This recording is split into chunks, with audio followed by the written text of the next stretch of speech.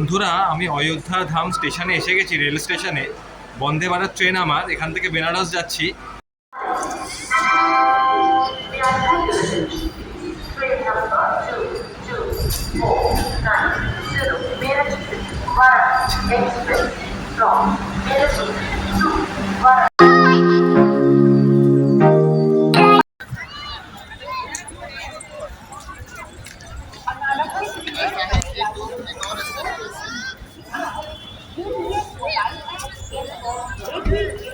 বেনারসে আমি যেখানে ছিলাম সেটা ছিল হাভেলি।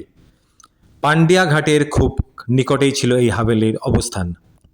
আমি নামটা বলবো না, কারণ প্রমোশন তো করছি না, কিন্তু আমি ডেসক্রিপশনে ডিটেলসে লিখে দেবো।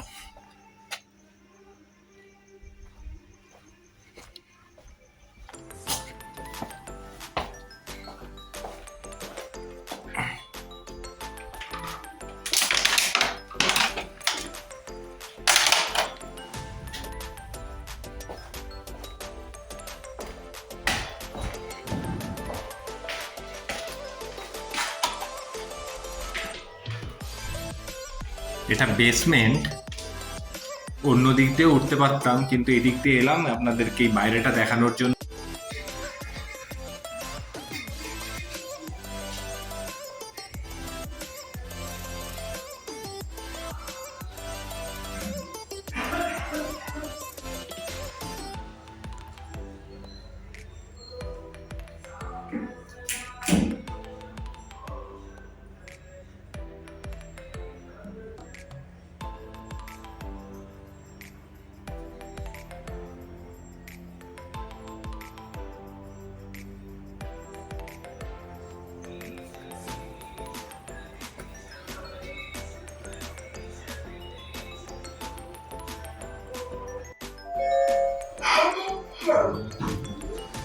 তো দেখুন, এটা এরকম দেখতে, অনেকটা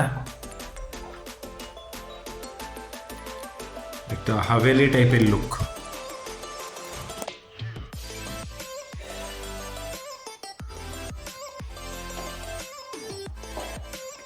নিচটা দেখুন, দেখতেই পাচ্ছেন আগেকার টাইপরাইটার, আগেকার দিনের মতো লুক, পুরো পুরো একটা হাভেলি লুক। ইনফ্যাক্ট এটা একটা হাভেলি। তো আমার রুম হচ্ছে এইটা। তো এই ঢুকে যাচ্ছি, দেখুন একটা ছোট একটা রুম, পারফেক্ট ফর একজনের জন্য।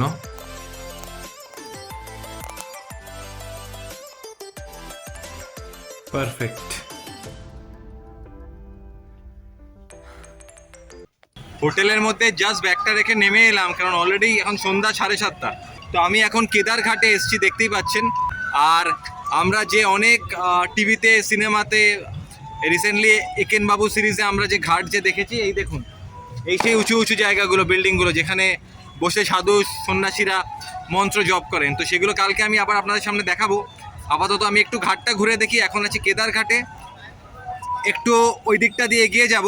তো ওইদিকে গিয়ে দশাশ্বমেধ ঘাট, পান্ডে ঘাট, ওই দিকটা একটু হেঁটে যাই। আর সেরকম কিছু ভালো কিছু চোখে পড়লে আপনাদের সামনে অবশ্যই শেয়ার করব। বারাণসী শহর হল ভারতের উত্তরপ্রদেশ রাজ্যের বারাণসী জেলার একটি শহর। শহরটি স্থানীয়ভাবে বেনারস নামে এবং বাঙালিদের কাছে কাশী নামে অধিক পরিচিত। হিন্দু ধর্ম ও জৈন ধর্মের 7টি পবিত্রতম শহরের একটি হল বারাণসী। শুধু তাই নয়, বৌদ্ধ ধর্মের বিকাশেও বারাণসী শহরের বিশেষ ভূমিকা ছিল।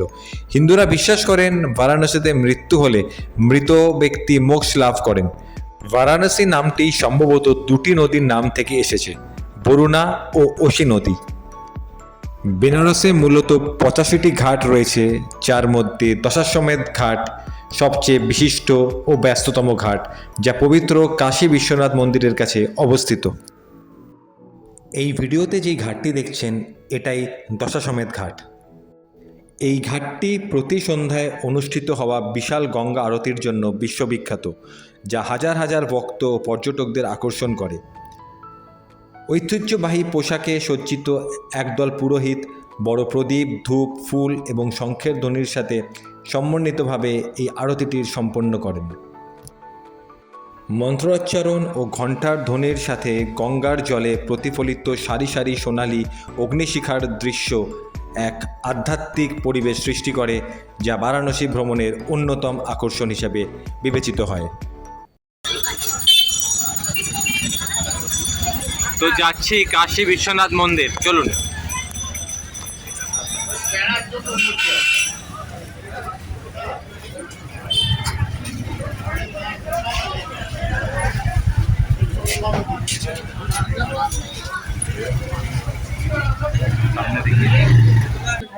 তো এখন 9টা বাজে, 11টা অবধি খোলা। তো একবার ট্রাই করি যে এখন এই টাইমে যদি একবার ঢুকতে পারি।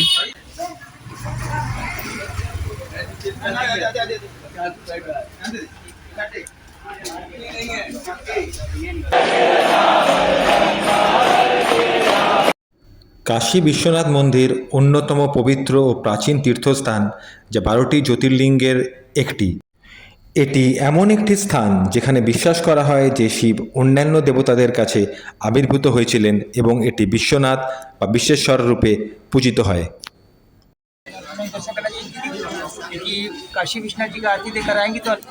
কাশী বিশ্বনাথ মন্দিরে পুজো দেবার পরে বেরোলেই আপনাদের চোখে পড়বে মা অন্নপূর্ণা মাতার মন্দির। এই অন্নপূর্ণা মন্দির অত্যন্ত প্রাচীন ও পবিত্র, যা 1729 সালে মারাঠা পেশোয়া বাজিরাও নির্মাণ করেছিলেন। বিশ্বাস অনুযায়ী দেবী এখানে মহাদেবকে অন্ন দান করেছিলেন এবং মন্দিরটি একটি প্রাচীন মন্দিরের স্থানে পুনর্নির্মাণ করা হয়।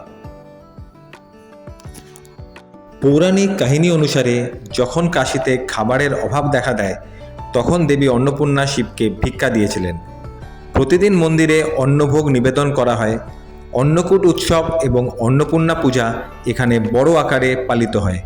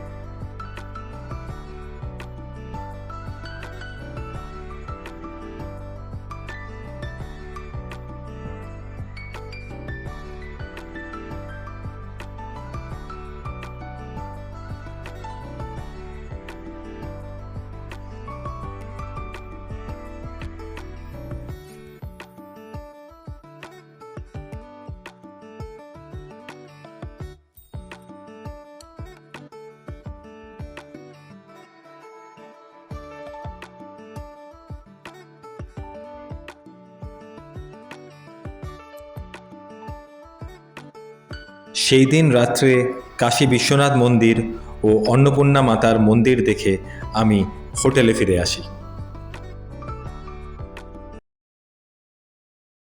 Good morning. আপনারা জানেন আমি গতকাল বেনারসে পৌঁছে গেছিলাম। তো সকালবেলা উঠলাম একটু, এখন বাজে সকাল 9:30। কালকে ঘুমটা খুব ভালোই হয়েছে, কারণ গত দুদিন ধরে প্রচন্ড হেক্টিক যাচ্ছিল আমার। অযোধ্যায় দুপুরে ট্রেনে করে ইভিনিংয়ে আমি এই বেনারসে আসি। তো তারপরে বেনারসে এসেই আমি আর ফ্রেশ না হয়ে জাস্ট ব্যাগটা হোটেলে রেখেই আমি বেরিয়ে যাই। তো লাকিলি কি 11টা অবধি কাশী বিশ্বনাথের মন্দির খোলা থাকে, তো সেটা আমি ওখানে গিয়েই জানতে পারলাম। তো আমি কালকে রাত্রিবেলা ইভিনিংয়ে আমি অলরেডি কাশী বিশ্বনাথের মন্দিরের ভেতর দর্শন করে নিয়েছি। আর এছাড়া আমি তার পাশেই কাশী বিশ্বনাথ মন্দির এক্সিট গেট থেকে বেরোলেই অন্নপূর্ণার মন্দির, খুব সুন্দর। অবশ্যই আসবেন, অবশ্যই দেখবেন। তো এখন আমি যাচ্ছি হচ্ছে কাল ভৈরবীর মন্দির দেখতে। তারপর আরো আশেপাশে যা যা ফেমাস নামকরা মন্দিরগুলো আছে সেগুলোও যাব। আর অবশ্যই আজকে বোট রাইড তো করবো। বোট রাইড করতে করতে আপনাদেরকে সন্ধ্যার আরতিটাও দেখাবো। তো ব্যাস, এই আমি স্নান করে নিয়েছি, রেডি হয়ে গেছি, তো বেরোচ্ছি। আমার ভিডিওর সাথে জুড়ে থাকবেন। আমি যেখানে ছিলাম সেই জায়গাটার নাম ছিল গোধলিয়া চক।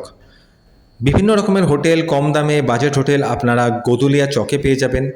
এছাড়াও আপনারা চাইলে থাকতে পারেন দশাশ্বমেধ ঘাটের সামনে, আশি ঘাটের সামনে।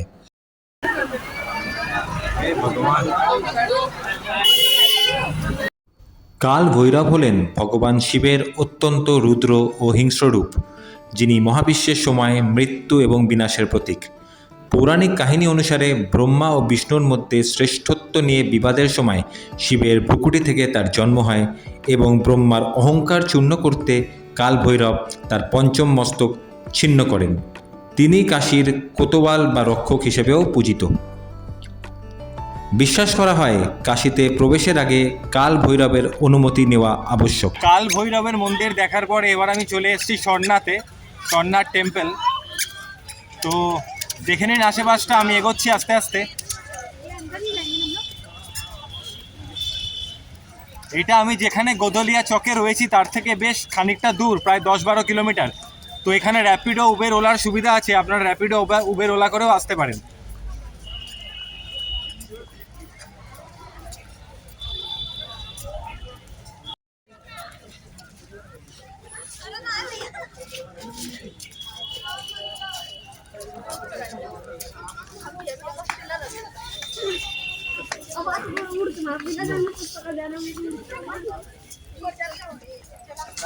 सरनाथ टेम्पल के एंट्री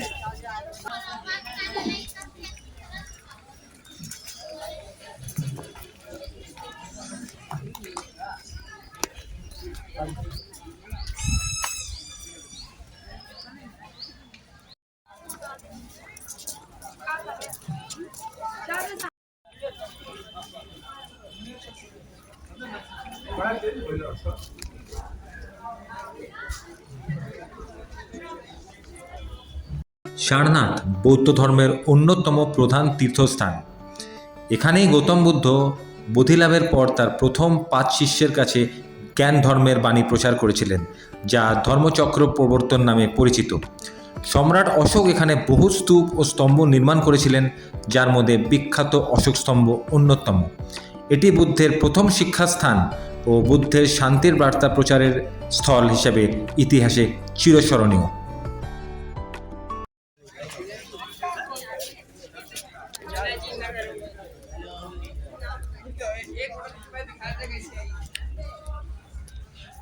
তো এটাই হচ্ছে মেইন টেম্পল সরনাথের, বুদ্ধা টেম্পল।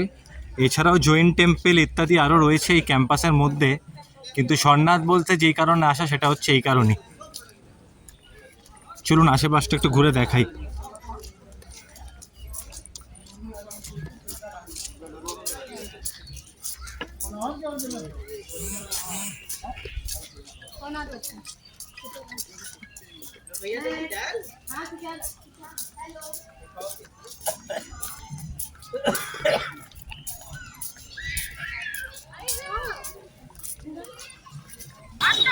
তো এবার আরতির জন্য যাচ্ছি, সন্ধ্যা নেমে আসছে। সারনাথ থেকে ফেরার সময় ঠিক করি সন্ধ্যা আরতি এইবারে দেখব লঞ্চে বসে, তাই মানমাহল ঘাটে এসে পৌঁছাই সন্ধ্যা আরতি দেখবার জন্য।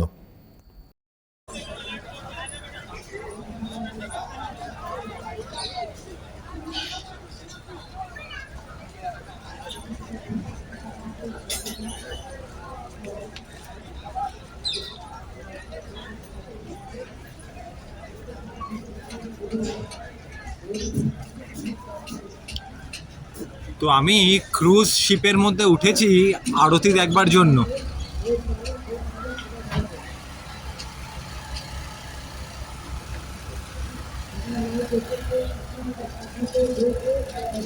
তো আমি ঘাটে চলে এসেছি, আরতি দেখবো, তারপর 64টা ঘাট ঘোরাবে আমাদেরকে শিপে করে। তো চলুন, ভালোই লাগবে। আলটিমেটলি আমি টাইমে পৌঁছে গেছি, এখন বাজে 5টা, 6:30টার সময় আরতি। তো দেখতেই পাচ্ছেন পুরো খালি। তো আমি সামনের সিটটা নিয়ে নিয়েছি যাতে ভালো করে আমি বসতে পারি।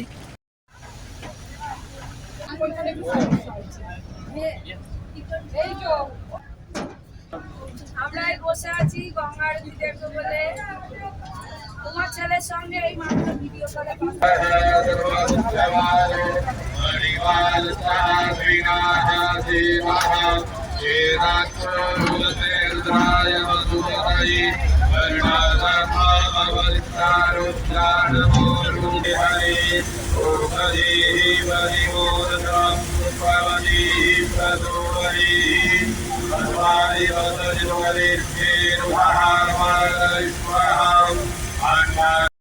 লঞ্চে করে সন্ধ্যা আরতি দেখার পর আমাদের ট্যুর প্যাকেজের মধ্যে ইনক্লুড ছিল আমাদেরকে মোটামুটি 64টে ঘাট লঞ্চে করে ঘোরাবে।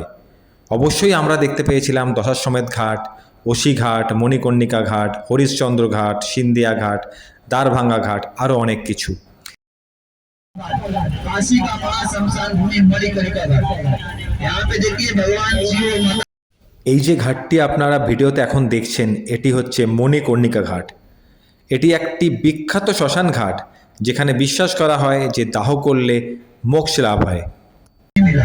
उन्होंने श्राप दिया कि ये शमशान भूमि बन जाएगी, यहाँ पे जिंदा व्यक्ति स्नान नहीं करेगा। तो यहाँ शमशान भूमि बनाने का श्राप दिया। तो ऐसा सुनकर भगवान विष्णु भगवान उन्होंने बोला आपने সন্ধ্যা আরতি দেখার পর আসি মীরঘাটে অবস্থিত বিশালাক্ষী মন্দির, যেটি একটি পবিত্র হিন্দু শক্তিপীঠ। কিছু মতে দেবীর বিশাল চোখ এখানে পতিত হয়েছিল বলে দেবীর নাম বিশালাক্ষী। এটি 51 শক্তিপীঠের অন্যতম হিসাবে গণ্য হয়।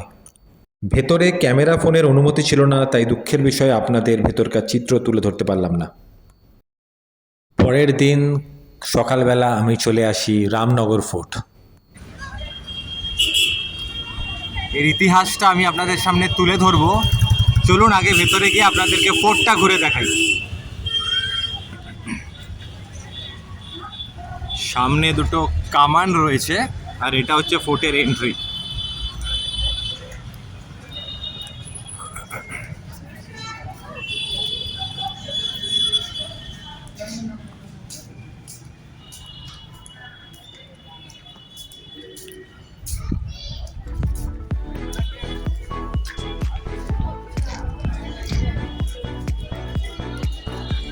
এই সামনের গেটটা দিয়ে ঢুকলাম।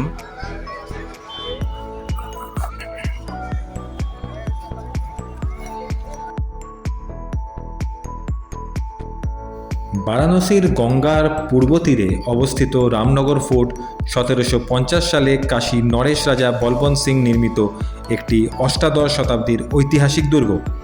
মুঘল স্থাপত্য শৈলীতে লাল বেলেপাথর দিয়ে তৈরি এই দুর্গটি কাশীর রাজপরিবারের বাসভবন।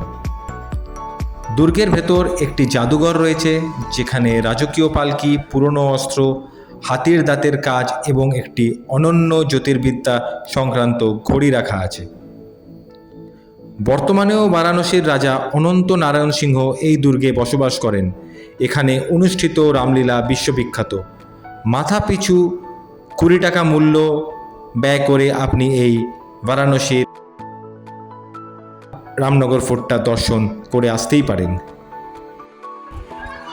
যাবতীয় জিনিসপত্র এখানে সংরক্ষিত করা রয়েছে, বল্লম থেকে শুরু করে রাজা রানী ইত্যাদি সবার পোশাক আশাক, যুদ্ধের সরঞ্জাম, জন্তু জানোয়ার সবার বল্লম, শিকার করার বল্লম, তাদের অস্ত্র সব কিছু এই রামনগর ফোর্টের ভেতরে রাখা রয়েছে। তো এটাই এই ফোর্টের বিশেষত্ব।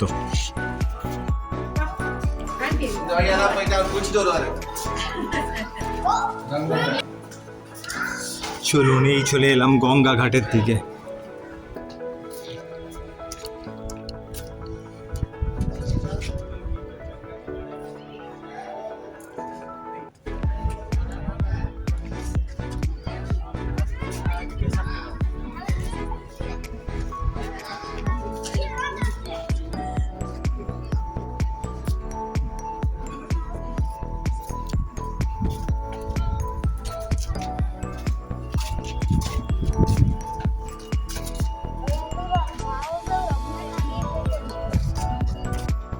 আর ঠিক ওই রামনগর ঘাটের পেছনের দরজাটা দিয়ে যে বেরালাম, আপনাদের গঙ্গার ঘাটটা দেখালাম, ঠিক তার পেছনেই মন্দির রয়েছে।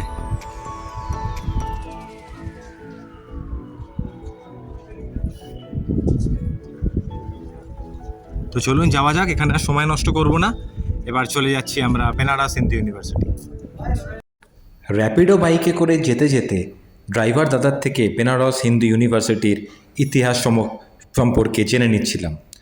1916 সালে পণ্ডিত মদন মোহন মালভিয়া কর্তৃক প্রতিষ্ঠিত বেনারস হিন্দু বিশ্ববিদ্যালয় বারাণসীতে অবস্থিত এশিয়ার বৃহত্তম আবাসিক বিশ্ববিদ্যালয়। অ্যানি বেসান্ত সেন্ট্রাল হিন্দু কলেজে এর উপর ভিত্তি করে এটি গড়ে ওঠে, যা ভারতের স্বাধীনতা আন্দোলন ও জ্ঞান চর্চার কেন্দ্র ছিল। মহাত্মা গান্ধী এখানে প্রথম জনসমক্ষে ভাষণ দিয়েছিলেন। বেনারস ইউনিভার্সিটিতে যা যা আপনারা দেখবেন তা হলো শ্রী বিশ্বনাথ মন্দির অথবা বিড়লা মন্দির নামে পরিচিত, ভারতের কলা ভবন, সিংহদ্বার ও লঙ্কা গেট, বিশ্ববিদ্যালয় গ্রন্থাগার আর মালব্য ভবন। এর মধ্যে অবশ্যই আমি বেছে নিয়েছিলাম নতুন শ্রী বিশ্বনাথ মন্দির।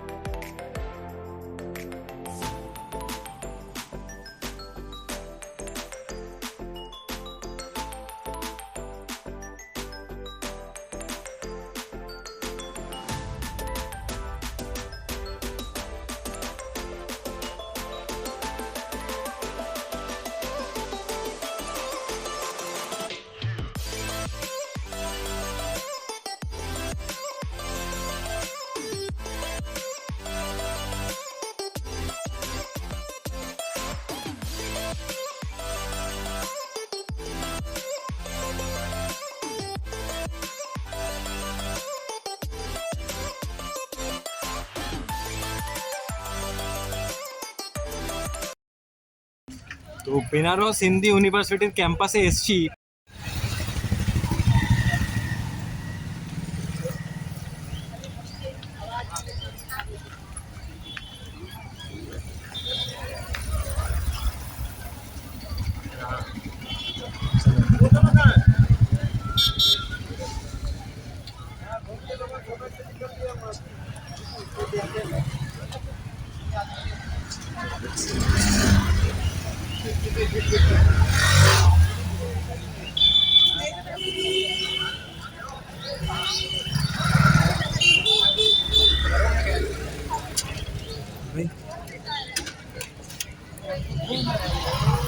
मंदिर है क्या?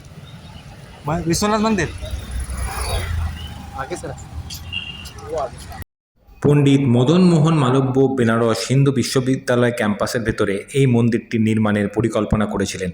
এটি নির্মাণ করে বিড়লা পরিবার।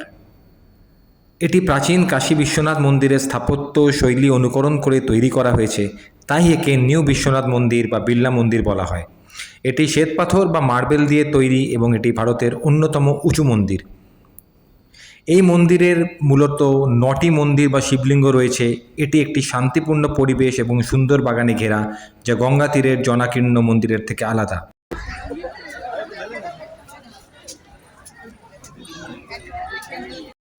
বারাণসী হিন্দু ইউনিভার্সিটি থেকে বেরিয়ে আবার র্যাপিডো করে আমি চলে আসি এবার নমঘাটে। এটি বারাণসীর 84টি ঘাটের মধ্যে অন্যতম এবং বারাণসী স্মার্ট সিটি প্রকল্পের আওতায় পুনর্নির্মাণ করে একে অত্যন্ত আকর্ষণীয় করে তোলা হয়েছে। এখানে স্থাপিত বিশাল নমস্তে ভাস্কর্যটি পর্যটকদের প্রধান আকর্ষণ, যা শহরের সংস্কৃতি ও আতিথেয়তার প্রতীক। এই ঘাটটি আগে খিরকিয়া ঘাটে নামে পরিচিত ছিল। নমো কথাটি এসেছে প্রণাম বা নমস্কার থেকে। এখানে গঙ্গা ও শহরকে সম্মান জানাতেই এই নাম রাখা হয়েছে। এখানে গঙ্গা আরতির পাশাপাশি পর্যটকদের জন্য বসার সুন্দর জায়গা, হাঁটার পথ, যোগ কেন্দ্র এবং জলপথ পরিবহনের ব্যবস্থা রয়েছে।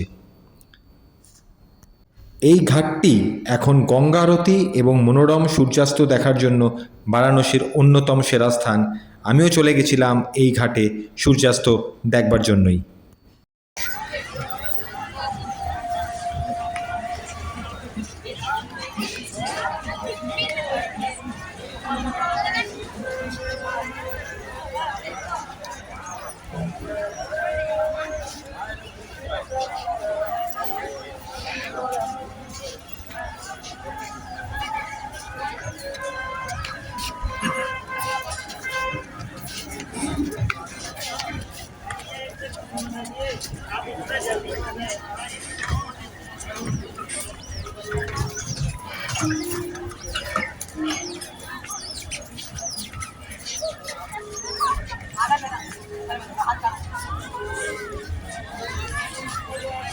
নমঘাটের সূর্যাস্ত দেখে এরপর আমি নৌকায় আরোহণ করে এগিয়ে যাই বেনারসের প্রধান ঘাট যশোশ্বমেধ ঘাটের সন্ধ্যা আরতি দেখতে।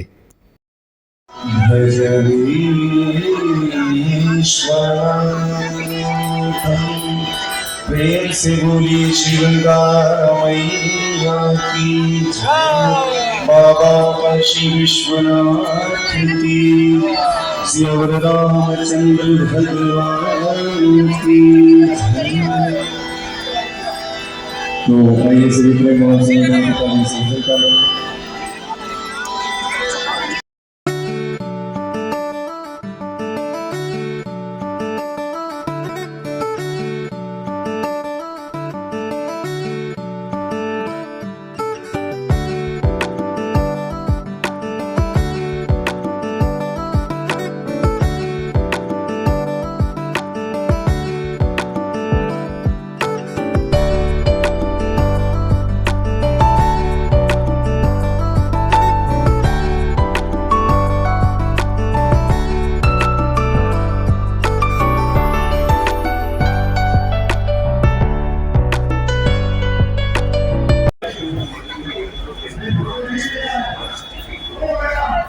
সন্ধ্যা আরতি দেখে হোটেলে ফেরার সময় চোখে পড়ে সেই সমস্ত কিছু সন্ন্যাসীদের যারা বিশ্বাস করে যে শ্মশান হলো জীবনের চরম সত্য এবং মৃত্যুস্থান, যেখানে বসে জীবনের নশ্বরতা উপলব্ধি করা যায়।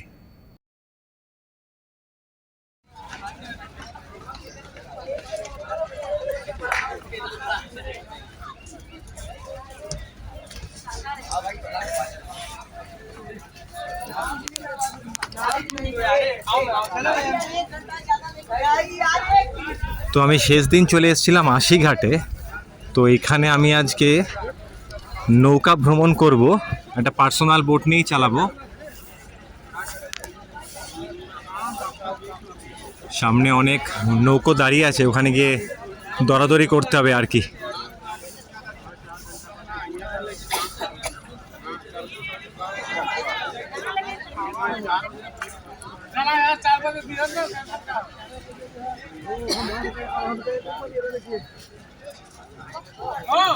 आप लोग को जाना है तो आइए, नाव पे बैठिए, ठीक है। और आदमी को नाव पे बैठ के इंतजार कर लीजिए ना, नाव पे तो बैठ के इंतजार कर सकते हैं। आइए चलिए, नाव पे कराए आप।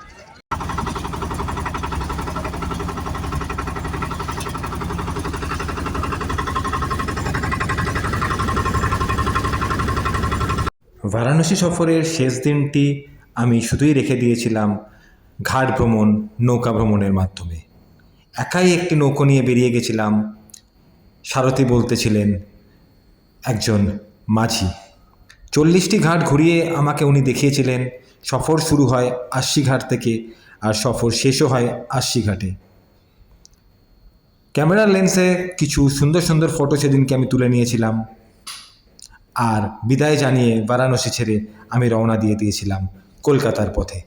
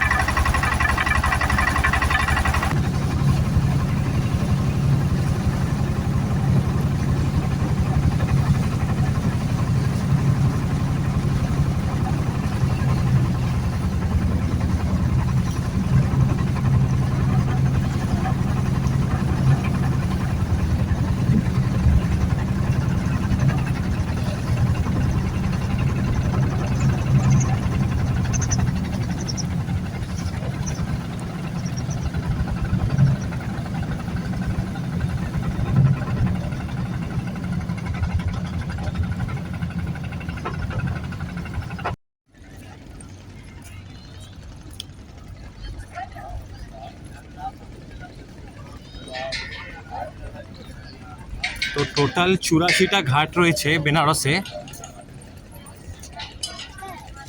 তো আমি জাস্ট আপনাদেরকে একটু ঘুরিয়ে দিচ্ছি ঘাটগুলো। এখানে কিন্তু প্রতিটা ঘাট দিয়ে যদি আপনি হাঁটা আরম্ভ করেন তো আপনি হাঁটতে হাঁটতে মোটামুটি 1 ঘন্টা 1.5 ঘন্টার মধ্যে সবকটা ঘাট কিন্তু কভার করে ফেলতে পারবেন। তো একটা করে ঘাটে আসবেন আর গাড়ি করে অন্য ঘাটে যাবেন, কোনো দরকার নেই এরমভাবে পয়সা খরচা করার। আপনারা সন্ধ্যের দিকে আসবেন, আরামসে ইভিনিং ওয়াক করতে করতে একটা ঘাট থেকে আরেকটা ঘাটে আপনারা পৌঁছে যাবেন। অনেক ভালো লাগবে, কারণ গঙ্গার হাওয়া খেতে খেতে। আমিও তাই করেছিলাম।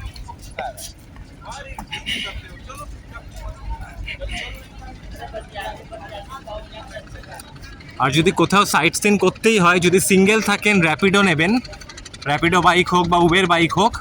ফ্যামিলি থাকলেও 4 চাকা র্যাপিডো উবের এগুলো কিন্তু সবই এখানে আছে, তো সেগুলোতেই কাইন্ডলি ভ্রমণ করবেন। কোনো দরকার নেই টোটো বা রিক্সা করার, ওরা 2 থেকে 3 কিলোমিটার 300-400 টাকা করে কিন্তু চার্জ করে। তো স্ক্যামে পড়বেন না, এখানে কিন্তু প্রচুর স্ক্যাম হয়।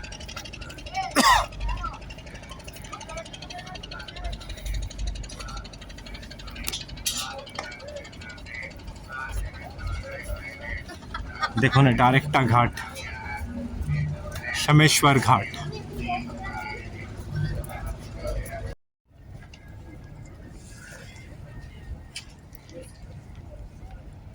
তো যেমন বলছিলাম, প্রতিটা ঘাটে আপনারা একটা ঘাট দিয়েই হাঁটা শুরু করবেন, সবকটা ঘাট আপনারা কিন্তু কভার করতে পারবেন।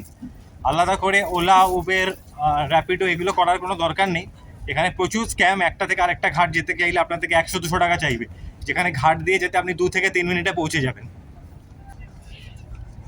তো প্রথম দিন সন্ধ্যাবেলায় আমি পান্ডে ঘাটেই এসেছিলাম, ওখান থেকে আমি হেঁটে হেঁটে তারপরে দশাশ্বমেধ ঘাটে গেছি।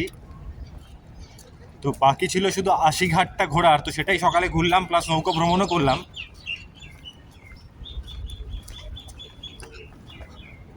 আমি সিঙ্গেল একা চড়েছি, মোটর বোটে 800 টাকা নিয়েছে।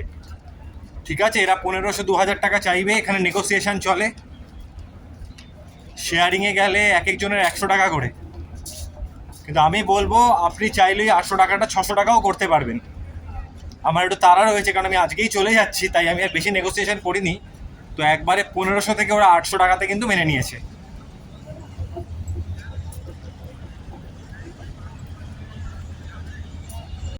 শেষ দিন বারাণসীর সফর শেষ করে হোটেলে ফিরে যাবার সময় চোখে পড়ে প্রায় 2000 বছরেরও পুরনো তিলভাণ্ডেশ্বর মহাদেব মন্দির। মন্দিরটি প্রায় 2000 বছরের পুরনো বলে মনে করা হয়। কথিত আছে যে প্রাচীনকালে এখানে একটি শিবলিঙ্গ আবির্ভূত হয়েছিল, যা মাটির নিচ থেকে বেড়ে উঠেছিল। বর্তমানের এই বিশাল শিবলিঙ্গটি প্রায় 3.5 ফুট উচ্চতা, যা তিল তিল করে বৃদ্ধি পেয়ে আজকের এই আকার ধারণ করেছে। বিশ্বাস করা হয় যে রাত্রে শিবলিঙ্গের চারপাশে যে সুতো বাঁধা হয় সেটি সকালে ভেঙে যায়, যা শিবলিঙ্গের ক্রমাগত প্রসারণকে নির্দেশ করে।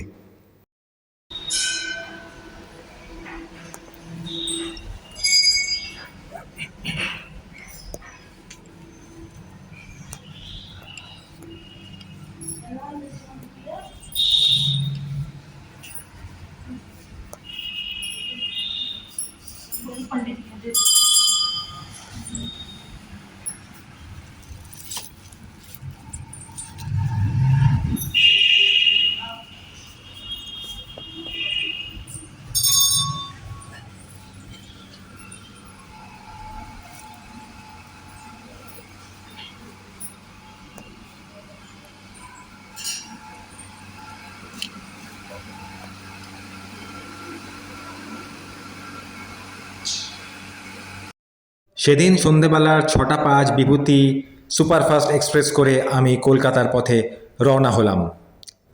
পরের দিন সকাল সকালই আমি কলকাতায় পৌঁছে গেছিলাম আর ফিরে এসেছিলাম আমার স্বপ্নের শহর কলকাতায়।